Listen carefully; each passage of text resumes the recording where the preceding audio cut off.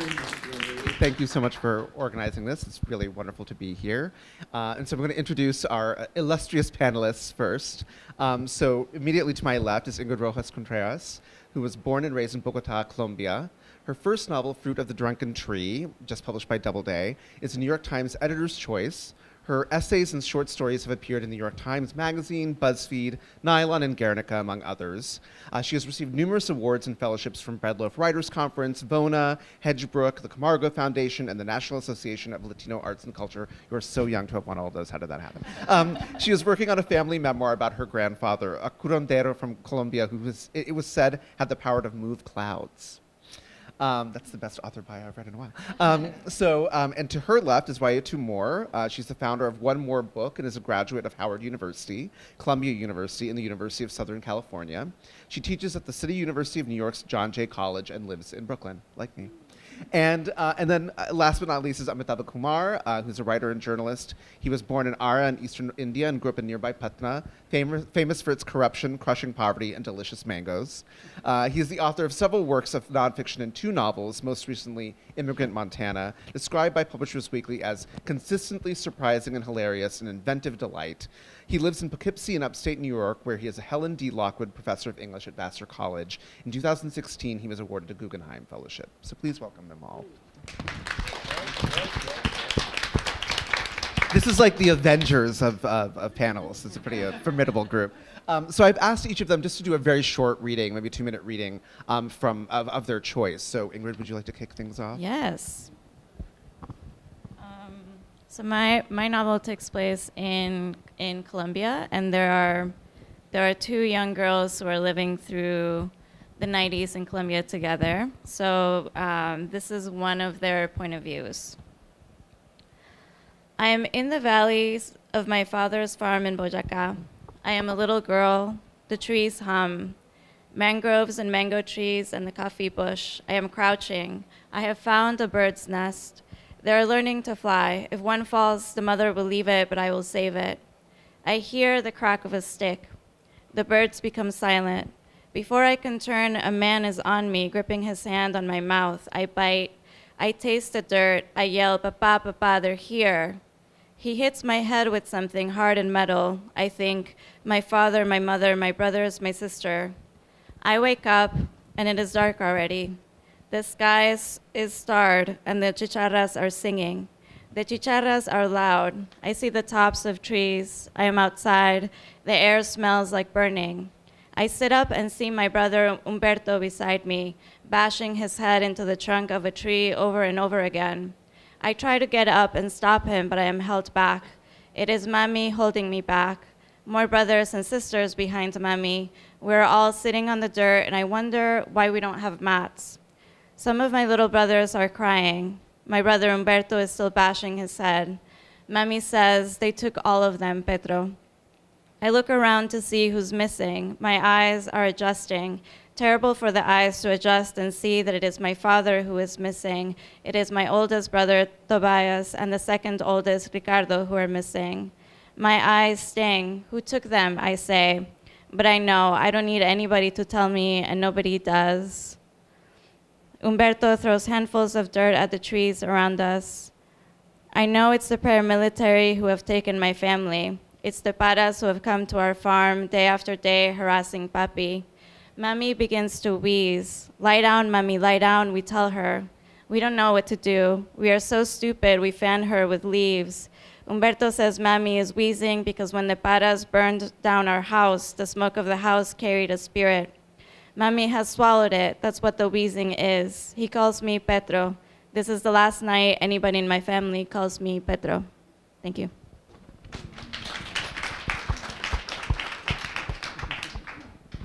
Okay, my novel is a retelling of Liberia's history. Liberia has pretty vast and complex history, and it's made complex by the identities, I would say, that comprise the republic, and that's native West African ethnic groups, freed blacks and former slaves from America, and freed blacks and former slaves from the Caribbean, who all immigrated in the 19th century. So my 3 main characters represent one of each of those groups, and I'm going to read to you from a part where the heroine in the novel is acquainting for the first time someone she loves. When she stood and faced him and his eyes caught hers, she recognized his bravery to be true. Bessa suddenly felt drained of all energy. His eyes were brown. Bessa at once wondered what color her eyes were, instantly conscious of everything around her. Mia? He asked again, even more angrily than the first time. Bessa knew he could not kill her and did not care if he could. She nodded. Mia go take your ma to go feed you? Mia go back when your ma died to see you all right? Mia do that? He asked. She swallowed what felt like sharp stones. Pour ahead, do that, and then so? He continued. Bessa's heart sank at his words. He had done what he had promised. He was king and indeed the head of the Poro, and now the most powerful man in the village. The darkness of her curse was powerful, but not as powerful as his title, his bravery. And still, whose bravery is not provoked by darkness? Was she that far removed? He breathed as though a part of him wanted to slap her face, while the other part wanted to touch his mouth to her blackness, test it for consistency, try what he knew was more than just a spirit, whose flesh and blood stood before him more rife and sweet than they who refuted it. The two stood in the night, silent, never touching. Just before morning, Safwa turned away from Bessa and returned to the village. Bessa watched until he was out of sight, and then followed him until he reached the house where the old man and woman sat sleeping with their eyes wide open. When they awoke, Bessa watched them together. Their synchronization made her hollow with loneliness.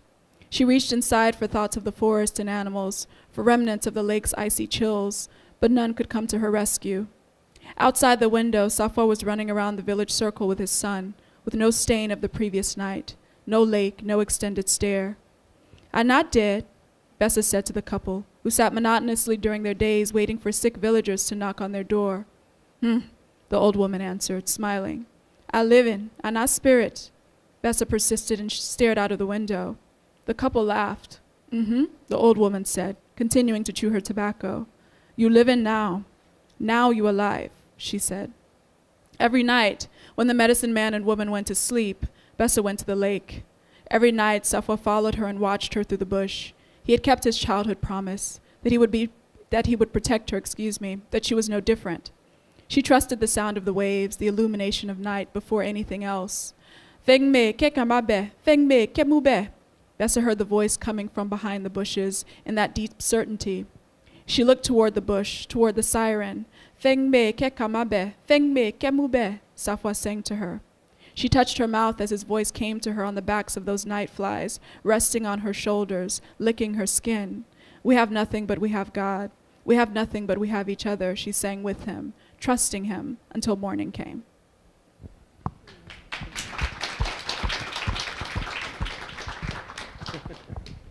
You're up. My turn. Hi, how are you guys? Good. Such a lovely space here, isn't it? The narrator of my novel is a young man who, before he becomes all woke because of a professor who is going to kidnap Kissinger to protest the Vietnam War, he thinks all the fake news is about masturbation, so I'll read that part. Because I was told we were going to read about, we were going to discuss fake news. This was not the prompt I set, but I guess to each his own, I guess, which is really in keeping with that. 10 years later, for the benefit of a later generation, a sex advice column in Mumbai Mirror had become popular in India. I made this discovery during a visit to India when my laundry came back to my hotel room wrapped in newspaper. Question. My girlfriend kissed the tip of my penis and the next day she suffered a stomachache. Could she be pregnant? Should she take some pills? Answer. She must have had dinner afterward and that probably led to the stomachache. Oral sex does not cause pregnancy and she need not take any pills. Question. I'm a 25-year-old man. Please tell me if regular masturbation can increase the size of one's butt. Answer. Just as your nose, fingers, and tongue will not increase in size, neither will the butt. By the way, since I'm sorry about that. Since I'm wholly lacking in invention, this is just stolen from one of the columns in Mumbai Mirror. So he is there. Thank you so much. Question. When it comes to sex, my partner allows me to use only a finger for just a few seconds. Please tell me why. Also, when I hold my bowels for too long, my testicles swell and hurt. What could be the reason for this? The good doctor the sexpert, had once again exercised a grim matter-of-factness, the humor in his eyes hidden behind the thick glasses he wore in the grainy photograph? Answer: she's probably scared by your intentions, pregnancy or an infection. Why not ask her? And do you mean balls? Bowels refers to the intestines. Why would you want to hold them? Please explain. In 2014, the New York Times ran a story on the sexpert introducing Dr. Mahinder Vatsa to the United States. Vatsa's editor said the doctor had received more than 40,000 letters seeking advice.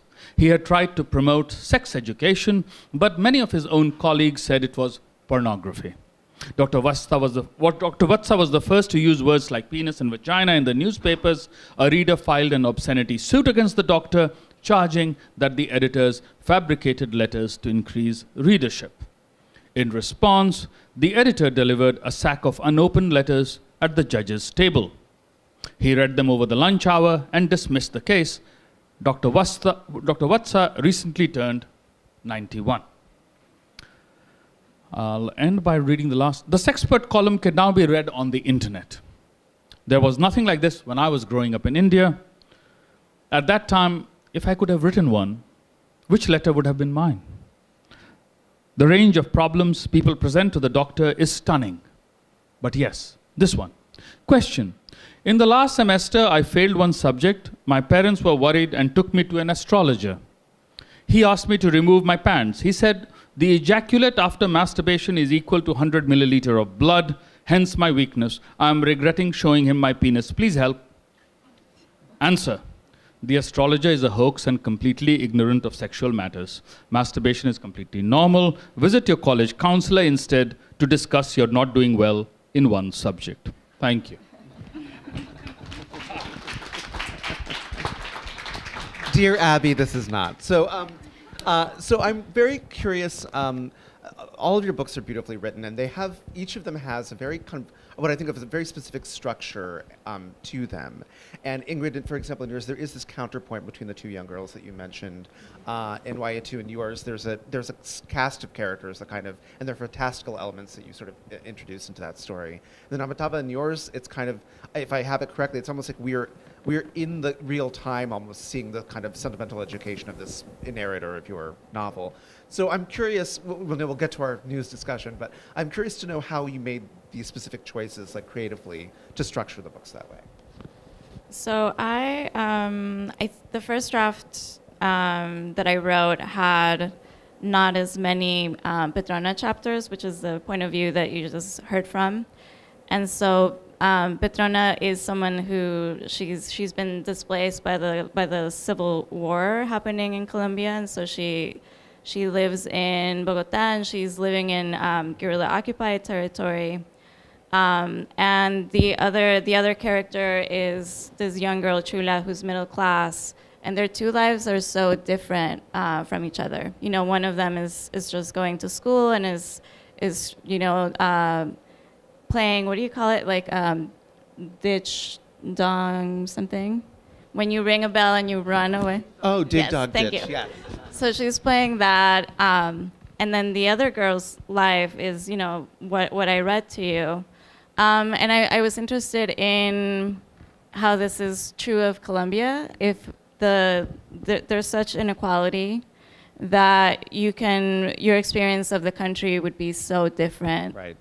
based on, you know, where you lived and where you came from. So I think it served that purpose to just have these two coming of age stories that are so different, and these two girls become friends.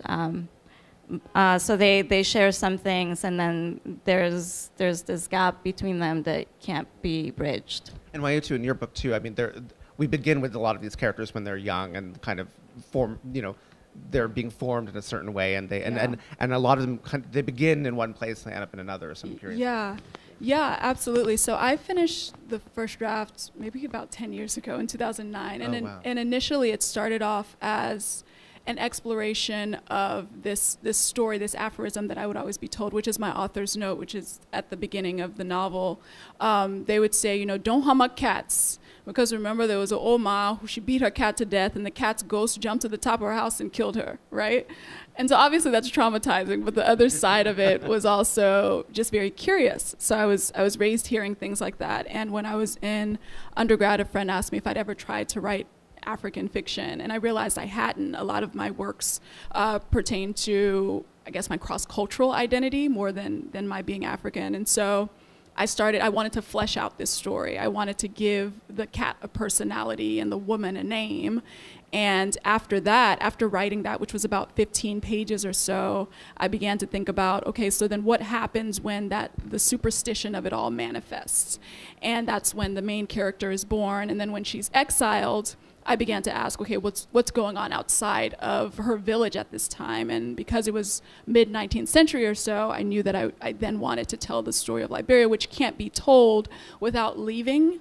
And of course, Liberia as a name existed way before the settlers arrived. It was, 16 or so ethnic groups that occupied that region. But specifically for the story of the Republic, I knew that I would have to leave. And so that's when I began to examine how I would tell the story of the African-American settlers and the Caribbean settlers that went over and wanted them to be fully realized and contextualized. Also knowing that the two others would serve as supporting characters, right. You call it a cast of characters per se, and then going from there to Monrovia, what was it like when all of them find themselves in the same place while colonialism and imperialism are still very present on the continent, and then of course slavery is going on in much of the Western world toward black bodies. And then in yours, I mean, it's written in a kind of, I mean, there are vignettes that are kind of put together as, again, you sort of see this character in real time. So I'm curious how you thought of it that way, that you decided that would be the structure. Yeah, if you think of the history of the novel, people would read novels at the moment of its emergence to find out how people behaved, how you were to talk to someone of the opposite sex, for example. In fact, there's a lovely line of John Updike somewhere about how people in the 19th century would read novels to learn how to shave. I don't know if that is true, but I certainly know that from Bollywood films, people would know how to behave on your wedding night. For a certain generation, you know what I'm saying? And today, I think, novels, to serve the particular purpose in this particular moment, must be those that mix information, which is otherwise so easily available, Wikipedia or whatever, in the most interesting, not just setting, but in the most interesting arrangement. So, for example, a young man dreaming of sex, for example, how to put next to it a little result of a psychological study from the University of Texas that found out that the reasons people gave for having sex included, among other things, I wanted to lose some calories, I was bored, I wanted to change the subject. 257 reasons. Cool. So I thought, how to introduce, in the same way as we sitting here, waiting for a reading to begin, would have been checking our email, maybe updating our our Facebook status update, like waiting with the reading, or checking out Twitter. A sort of an interruptive exercise, an access to information. I wanted to do something like that, where the narrator's journal entries, the encounter in news, and then the actual experiences happening from day to day are interwoven in a way that gives a certain sense of living in real time. Mm-hmm. Does that make sense? Yes, absolutely, and that's what it comes across as. I mean, you touch upon a point I talk about often, which I want to discuss with all of you. I think, as we're dealing in this political era, one of the things I kind of mention to people is that I think, telling stories or telling very specific stories about people from particular groups or cultural groups is kind of the way people are going to learn about the empathy they need to kind of realize, or communities that we need to humanize more so that people can really make inroads with them and understand them. And I'm curious how you see that in your role as writer, especially now as you're working, to any of you. I think I started one of my my reasons for starting the book had to do with being a new immigrant here, and then feeling like I both wanted to move on and could not move on. When did you immigrate again? I came in 2002, Okay. and I was about 17. Okay.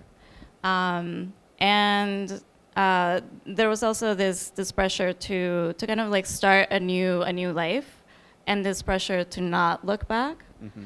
And I wanted to. I think that's why I started to write a novel that just looks back. And it's not. It doesn't. It's not the immigrant story that begins here and then it goes forward, but it's an immigrant novel that begins here and then it looks back at how we arrived there. And often I think in our political kind of news cycle, this is lost, like how people arrive. What are the reasons why people are coming? In our news cycle, we care about what are the numbers. Are they affiliated to some group? And we don't.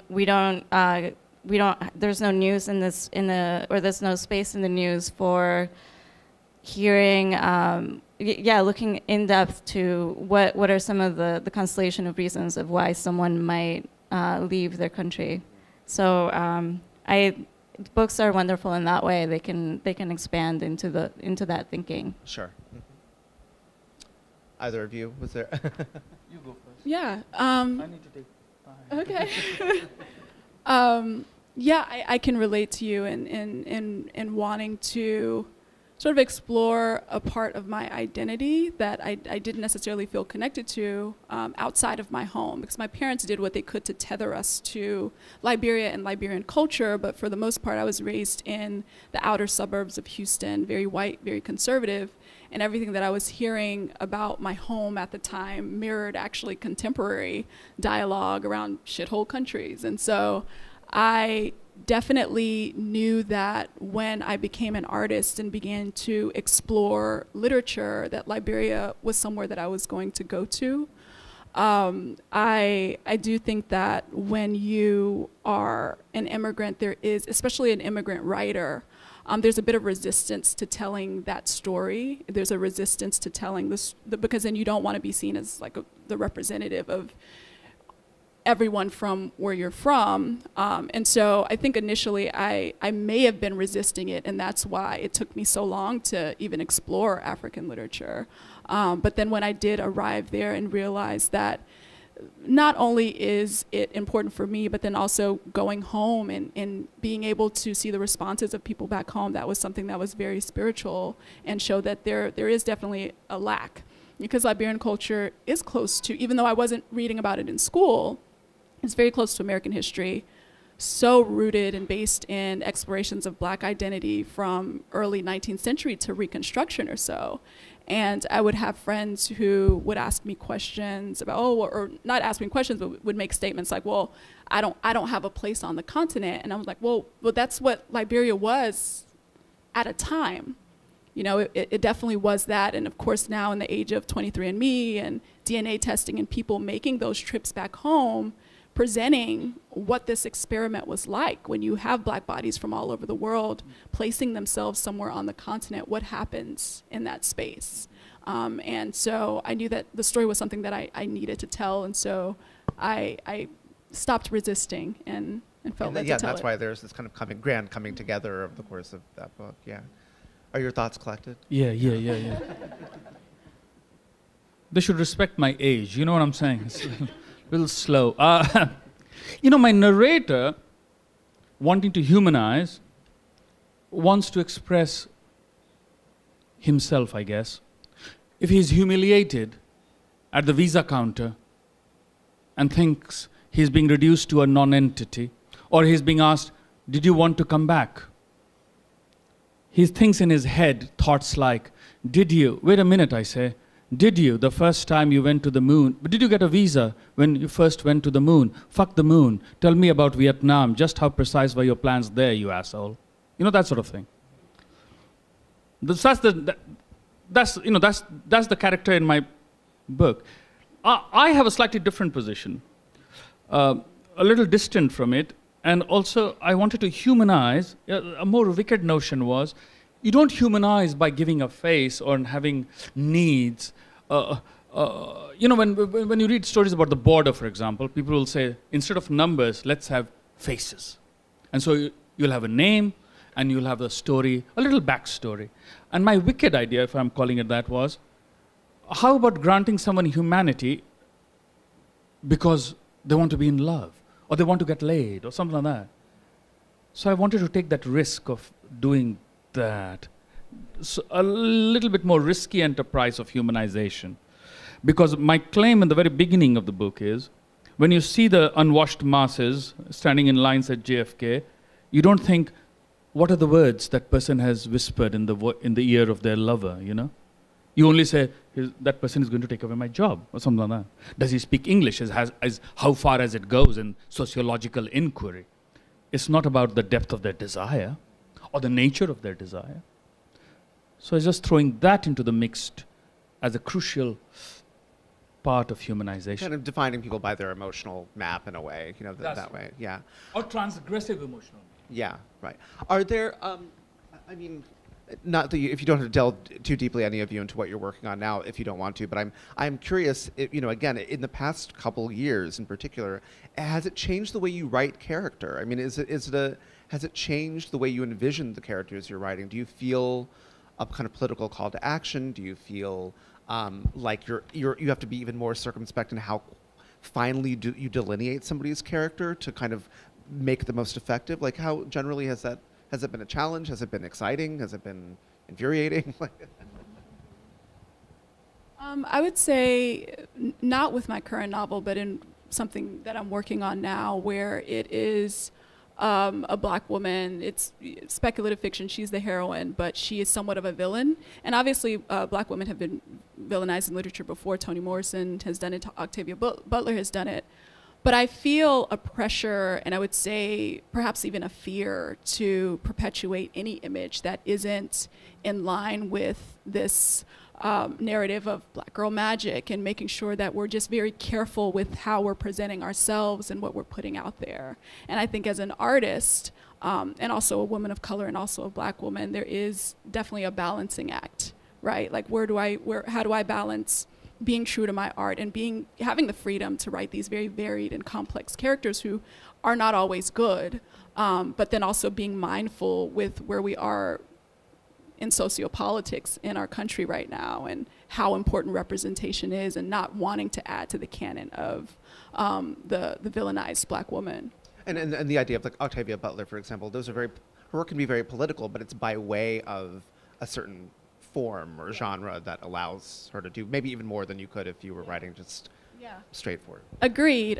And I think that's perhaps how I rationalize it, because I write in speculative fiction as well. But it's definitely a struggle, I would say. Yeah.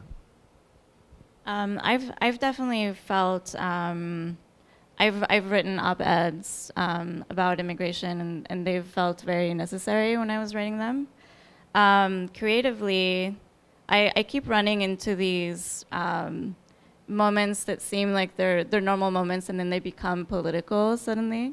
But I've been working on the memoir for some years now, and part of the reason why I wanted to tell it is because I was just sharing, kind of like that line that you read. I was just sharing with someone that I had just met, this white woman, that I was, my grandfather was a curandero, and that people said that he could move clouds. And so she got very excited, and she told me, like, oh, let me explain to you how wind works. and she started to explain that to me. So never read Borges. You won't understand anything.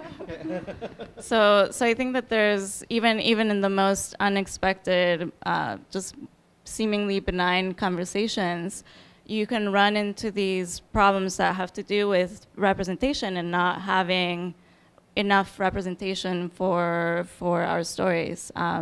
Because when I tell that story to someone who's South American, they will actually, like, tell me a story of their own. Like, it doesn't sound strange. It resonates with them. So it's amazing to me that I want to get there, and that's I think. I tend to think very politically, and when I make decisions about what I'm writing, there's always some political consideration going on, and I would say even more so now. Great. I would quickly say that partly because we are living in an age of fake news, the idea of the omniscient narrator has clearly become obsolete, in my opinion. I'm putting it a little bit more categorically than I would have liked to, but truth has to be presented in partial terms. It's very necessary to do that, to reveal the positionality from which it emerges. I think so. The other thing I want to very quickly say, it's not character so much that has changed in my thinking about new work, but the idea that what used to be fiction, novels, is now countered by the fiction of daily life. There's nothing that can be imagined or done that is not always already outrageous under the regime of Trump, for example. Every day, every day, every day. So how to write in a way which foregrounds the idea of truth under contestation, or to ask the question, what is truth then? So how to produce a contrasting narrative, that is where my mind is at the moment. Wayétu, you mentioned a couple authors that you kind of had in mind, but I'm curious, are there particular works that in this moment you've kind of revisited in a way that you find maybe even more influential than you initially thought because they actually seem politicized anew in a certain way? Like, is there something where you've gone back and you thought, now, even when I read this in a long time ago, I didn't kind of realize the commentary it was making, and now I kind of see it put into focus more squarely. Is there anything that comes to mind or anything that you've been moved by? If you had warned us, we would have thought about this. Yes, I should have given you a heads up. I'm like, but go ahead. Well, no, or nonfiction either. Yeah. Something extraordinary that I read last year, Stamped from the Beginning by Ibram Kendi. It's a massive book, very thorough and comprehensive on just like the history of race and racism in this country. And I realized my ignorance while I was reading this book, because as you were talking about what is truth. It's so true. Like it's so true. Our culture, origin, they play such a significant role in how we process truth, right? And so then, if that's the case, then is there an absolute truth? I realize that I've been indoctrinated in various ways. And so even my understanding of history and what I consider truth is flawed. And so reading things like that present somewhat of an objective truth just based off of what happened helps me, I think, as a writer, as an artist, as someone who's constantly consuming information in this age. So. And that book in particular, if I have this correctly, is kind of it's sort of a sort of going back through history and sort of contextualizing racism and Yes. and kind of the onus put on people of color over history that we sort of whitewashed here. People forget the kind of narrative that was very crucial. Well, the National Book Award, yeah, right. Ingrid, is there something that pops into mind for you? I've when I was writing this novel, I read a lot of newspapers. I took 1 year where I read through 5 years of newspapers. Because your recount such specific incidents that are happening in that country. Yeah, and I wanted it to feel very real, and there was this tension between wanting to tell a fictional story that's kind of based on my life, but also wanting the world to feel hyper real. So I feel like I was trading back and forth, but the newspapers became this creative space for me, and I started to read them as though I were reading a novel, and it was I've never approached reading news like that before, where you're looking for structure, and you're looking for main characters and patterns. They really influenced how this novel turned out, and I've just even now, like at the time when reporters at the time were disappearing because of what they were reporting on. So the newspapers were this kind of just radical. Someone's radical insistence on these stories matter and we need to get them out. And people who kept writing through those years. A lot of journalists retired after the 80s and 90s. So I think the newspapers were just very influential. Yeah, it's funny, even though your book is in the 19th century, there is a kind of 19th century historical novel feel to your book, because you're pulling these historical events out and really using them as a really backbone for so much of what's going on in the book. Is there something that struck you anew that, you... Yeah, I'd like to recommend two books. One actually I taught recently. It didn't work in my class, but maybe it will for you. It's a book called Crudo by Olivia Lang. Oh, yeah. And crudo, I imagine, I'm told, I understand, is a certain kind of Italian food that is not entirely cooked. And that's how the narrator of the novel encounters the world, in the sense that she's getting married,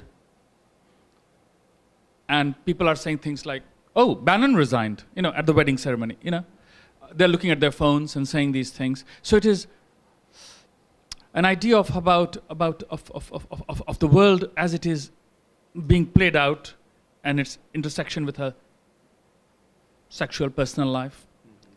And that interested me, and I want to say, it feels like of the moment, perhaps people will benefit from it. I certainly was excited by it. And the other one quickly I want to say is, because I see Lily standing up, so I think we might be drawing up, is that, a novel that won the Booker Prize 30, 40 years ago, G by John Berger, had a line in it called, "No longer will a story be told as if it were the only one." Now that must have been such a great line, because it was used by Arundhati Roy, Michael Ondaatje, Kiran Desai as epigraphs to their novels, And I, being thoroughly unoriginal, want to use it again once more in order to say, how do we understand at this moment that a story cannot be told as if it is the only one? There is something else, always, always, always behind. If I recall correctly, Colin McCann is a huge John Berger fan as well. So in this kind of fake news discussion, are in terms of how you consume news, as people who write, as people who look at the world in a certain way, what is your news diet? Like, what have you found to be a kind of North Star for you in this crazy world in which we're living? So I'm related to family who voted for Trump.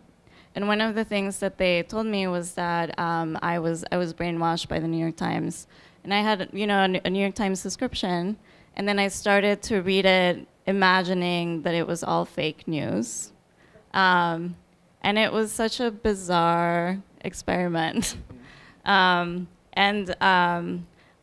did not come closer to understanding what they meant. So it was a failed experiment.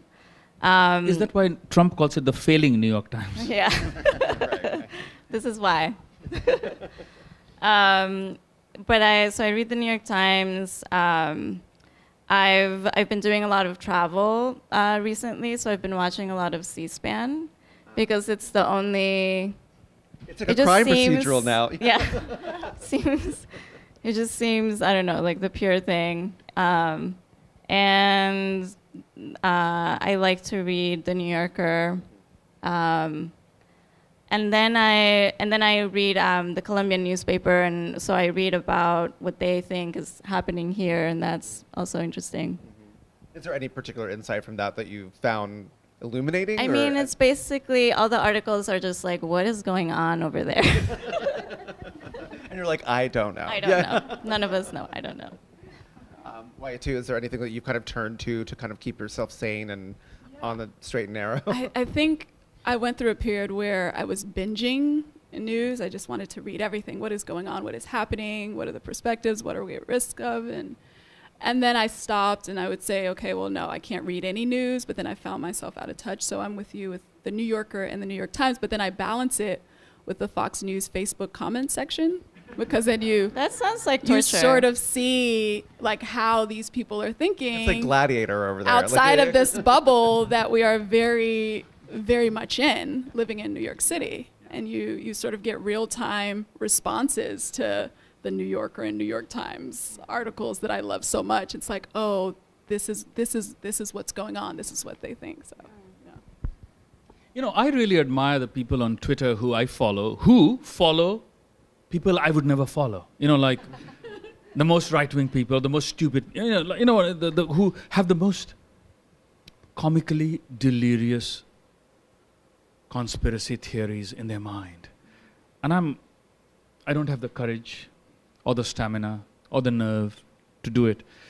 But I always enjoy when they comment on something, making fun of something, then I read it. I said, oh my God. So that's one thing. But what I really do as a good exercise is I ask my students to write 150 words every day, and they have to walk 10 minutes every day. And my 150 words are always about one news item. So that just to keep alive some sort of a critical faculty, what sort of story can I tell about one news item that day? So like yesterday, it was Pablo Escobar introduced hippos. 3 hippos. He had a private zoo, he brought 3 hippos, and now they have become like 55 hippos. And in Africa, those hippos would have been controlled, their population would have been controlled, but in Colombia, there being no predators, and it being tropical weather, it being wonderful, there's no drought to speak of, the hippos are multiplying. They're now 55. So I was like, okay. How to tell a story about it. So yesterday I did that at 1:30 at night. What happened in the story? Now you have us all like a cliffhanger. You know what was very interesting in the story? And I don't think you'll all find it very interesting, is there was a guy who was narrating it, but it was not like a traditional commentator. It was a guy who was clearly holding his own camera. So you always saw his one hand hanging low, but the other hand was always stretching out of the frame like that. And you realize that this is a form of production of visual news which has been made available by the availability of the selfie stick. Cool? So he said, now I'm going into the zoo that was started by Pablo Escobar, and you see the hippos. Oh my God, yeah, you see those hippos behind me? Do you see them? Man? So it was like that, right? So for me, that was the more interesting part. Yeah. How I thought, equipped with a selfie stick, I could become a purveyor of critical news too and put it up on Facebook. Maybe I should discuss this with my students. So that's what I thought. I don't think this is true, but I always laugh about this like quote unquote fact. I heard that if you ever see a hippo in the wild, you're as good as dead because they're like very violent animals. Anyway, on that note, that's fake news itself. Yeah. So actually, I think now at that logical moment, it's time to open it up to questions. So if anybody has a question for any of our panelists, please feel free to voice it, and Lily will be. The lady here has a question. Yes, great. My question, this is on. We can hear you. Okay. Yeah. My words are more into the style of being very complimentary of all 3 of you. Thank you so much. I haven't been to India yet. You should. So Winter's a good It's coming, yeah. Winter's coming. Spent a short time in Colombia, and we had to travel from Bogota up to Choco during, a few years ago. And I remember Bogota to Medellin in the morning and flying, and I could see why travel was so dangerous at that time. And so thank you for telling that story. And I'm Liberian, so I'm bursting with pride. I learned a new word, magical realism, this new term. And all we did as kids was listen to stories and make up stories, and now it has a name, and it's in the academy, and I can't thank you. But reading this story helped me go back to our history in a very powerful way. I could see myself, feeling the apprehension, the fear of the settlers, and I began to wonder, about the slave catchers as they would come and, just destroy villages. People didn't know about guns, but they had these fire sticks. And oh my gosh, this is such a deep book. And in fact, don't pardon me, but this story spoke to me in so many ways. And That's I can't wonderful. thank you enough. Well, I think that's what every author wants to hear. Yeah. I mean, how does that? Yeah. I mean, how does that? You feel like a job well done? I have a suspicion she liked it. It's hard to explain, but the funny thing, one funny thing, when the cat dies, I'm not as funny that the cat dies, but how she describes how the cat dies. I'm like, Wayétu, were you there?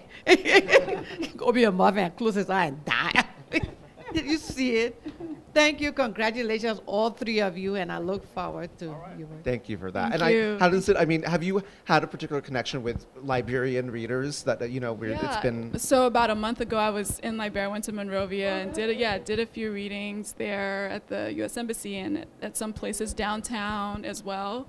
And I find it fascinating because in a U.S. context, what happens is magic is spectacle. So we have a lot of conversations about the powers and magical realism, as you said.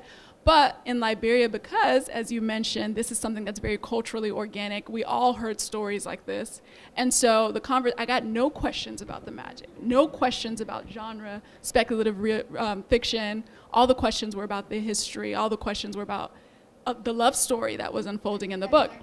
Yeah, so I think to answer your question, it's been really wonderful to experience both of those vantage points and how they're processing this story. And it'll probably be very helpful to you going forward with what you write too. Yeah. Let me just say, in this magical realism, talk about fake news, when we can't understand a situation, we give it its own spin. Magical realism, the person disappeared. How did they disappear? Oh, they flew. And not on a plane, you know? Yeah, I think there's some people we'd love to see fly away on a plane. Anybody, any other questions? Yes.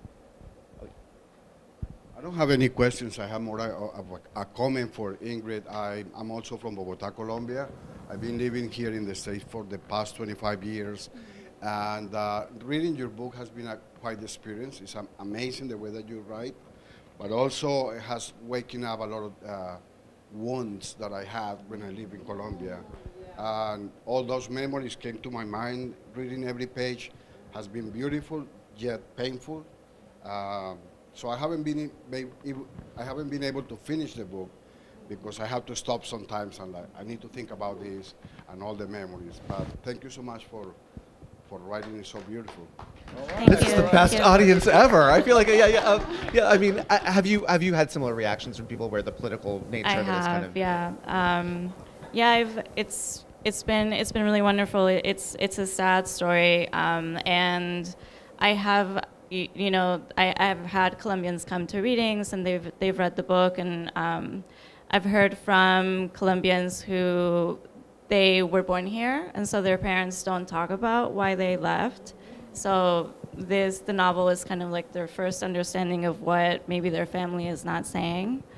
And I've also met so many Colombians who will then kind of like trade stories with me, and they would be like, oh, this is why I left, and this is what happened to me. And it's been very emotional and just very powerful to speak across that silence that we want to have, and it does take courage and time. So thank you for reading. Hi, I also teach at John Jay, so how are you doing? And we'll talk a little later. And thank you. And I just want to go back to something that was said about not wanting to be a representative, but then you're a representative anyway. And it touches on just what was said, the power and responsibility of that position when you know there aren't that many voices. And that's for all four of you. You know there aren't that many voices, in that sense of how do you stop yourself from self-censoring? Do you find that? Do you find that challenge? Do you find? I guess there are two approaches you can take. You can sort of write it all out and kind of see where you are, or you can be circumspect about it as you're writing. It's a process. It's because, in addition to the representation aspect, there's also a familial aspect and not wanting to represent my culture, my parents in a certain way when I was younger. And thank God I got over that. But now there's this weight of, okay, well, I don't want to be too far to the left or paint this character in a way that reflects so negatively of Black women. Because when I was growing up, other than these writers like Toni Morrison and Octavia Butler, and there are maybe about 15 or so that we can all name, that we all say are our influences, there were no other representations. And we're lucky now to be in a time where that canon is a lot more vast, but that doesn't remove the sensitivity. And so I would say I just take it a day at a time. And I also allow friends to read my work as well, to ask their opinions. Did I go too far? Did I not? And And I think my first draft is always humanist. And then after the humanist draft, that's when I begin to edit for history and sensitivity and representation. Yeah. I did a similar process too. Wrote the humanist and then added the history. But there is a responsibility, and I think maybe that's why I did so much research. And I tried to get around my own biases and interviewed people, like interviewed former guerrilla members just to get the other side of what that story was. And because you don't, I mean, I certainly don't want to have the opportunity to get a book out and then get it wrong, you know? So I think that is, you know, because there's not many of us, then that is something that you carry. But it's back and forth. Like sometimes I feel like I'm in a soundproof room and none of those things matter and I'm just writing.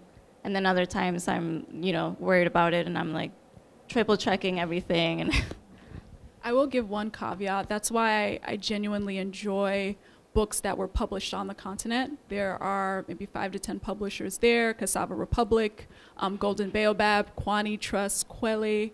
And when they're writing, they're not doing this thing that POCs in America have to do, which is explain your culture in ways.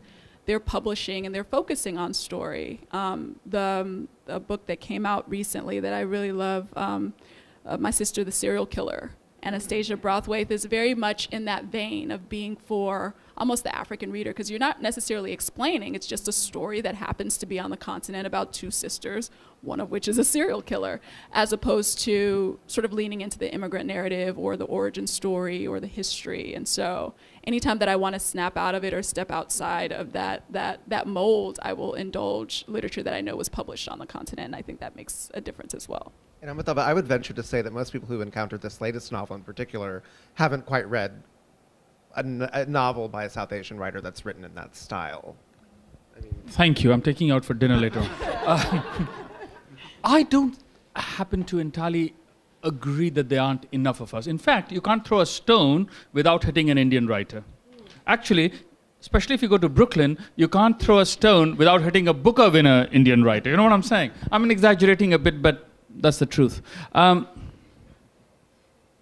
You know, there's a great line by the Irish writer Colm Toibin which says, you've got to be a monster to write. He says, if you have a story, you must tell it. If you have reservations about it, he says, I'll be happy to write you a recommendation letter to join a law profession, but you shouldn't be a writer anymore, that sort of thing. And I always believe that, you know. And I think that one has to actually not only represent in that form, in other words, tell the truth that rubs you the wrong way, but also you should exceed what has been said, otherwise it's useless. So for example, having encountered in a lovely, lovely story by Jhumpa Lahiri, where a young man comes to America and on that day, man has landed on the moon. And he going to sleep that night in a rented apartment, having not eaten much, thinks that man has made this long journey, but that his own journey has also been an amazing, long trip, you know? And I thought, well, actually, monkeys in tens of thousands exported from India for experiments here and sent to space before, quote-unquote, man went to space, were actually the first immigrants. For me, to think about the courage of a monkey, which is an intelligence of a 2-year-old, being strapped into a machine he or she does not understand, and being sent into this alien space, and then coming back, and then almost always dying upon impact, not before. That's a different kind of an immigrant journey. And I thought it was more important to press that narrative. So in other words, to exceed what has been said before, and to produce a certain sense of what has been left unsaid. I think that's where we have to go. Not worry about whether we are being, I don't know, being tactful or being representative, but instead saying something that is terrible, but true. You know? Does that make sense? if you, No. That's a good question. That's a good point. Maybe. You could write a Planet of the Hippos thing about all the animals that are plaguing you. One last question. Anybody with one last question? Everybody good? No, my last follow-up was, do you think that was very male? Yes. That's a great question. I don't entirely, or it could be. I have no problem allowing that. But I always think, what is enabled by embracing that? For me, like, yes, I don't want to be that, because your original question was about self-censorship. And so for me to think, oh, this is male, so therefore I should be otherwise, is not a possibility. Instead, yes, it is, perhaps, but that's then the path I have to take in order to do that thing. To accept that as, because you were, in the original question, attributing responsibility. And so I want to say, I would want to claim that as my responsibility. And someone else who wants to do something else should do so. But that is what I'll do. You know what I'm saying? And that's what you should do, whatever pleases you. But what you think exceeds the limit of a former representation or the limit of a former articulation. Well, thank you very much to our panelists for being here. Thank you to Lily for organizing. Thank you to the Strand and Rakesh. Yes, and for one last question. I'm sorry, I meant to ask you. What's something you want people to know about you going on? Do you have something coming out? Do you have something you want people to know about? What is it? Quickly, sorry. I live in San Francisco, but I'll tell you that I'm going on vacation tomorrow. Oh, great. You're all invited. Where are you going, baby? I'm going to Bogota and then Cartagena, so it's just gonna be me and a beach and a coconut. Yes, this is also my last event of the holiday season, so I'm excited. So I get to go on vacation for a while, but on January 11th, I'm doing a reading at KGB. So if you guys want to come. Right. East Village. The East Village, yes. I'm going to Jaipur Literature Festival in January. You're all invited. It has been described as the greatest literary show on earth. So come. Great. Thanks again. Thank you.